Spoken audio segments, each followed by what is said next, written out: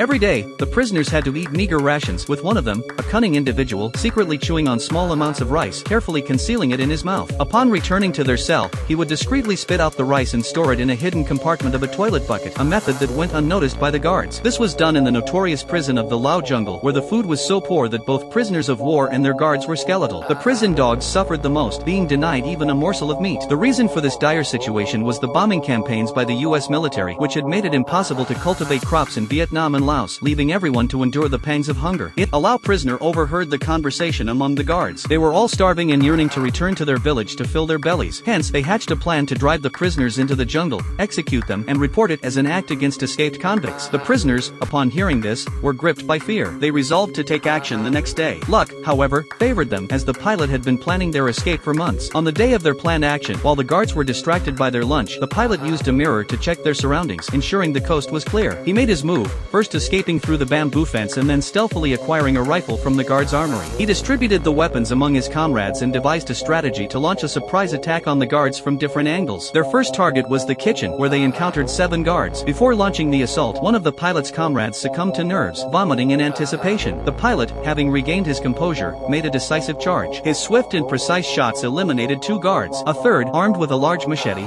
met a similar fate. With 2 guards down, the remaining ones vanished without a trace. The pilot could not have imagined that his comrades, paralyzed by fear, would fail to support him, effectively betraying him. He spared the life of a kind-hearted dwarf guard, vociferously denouncing the traitors as he gathered the essential supplies they needed for their escape. Knowing that the guards would soon return with reinforcements, they could not afford to linger. They made a hasty retreat into the jungle. In the dense foliage of the jungle, they encountered their comrades who had betrayed them. The encounter was tense, marking a turning point in their desperate bid for freedom.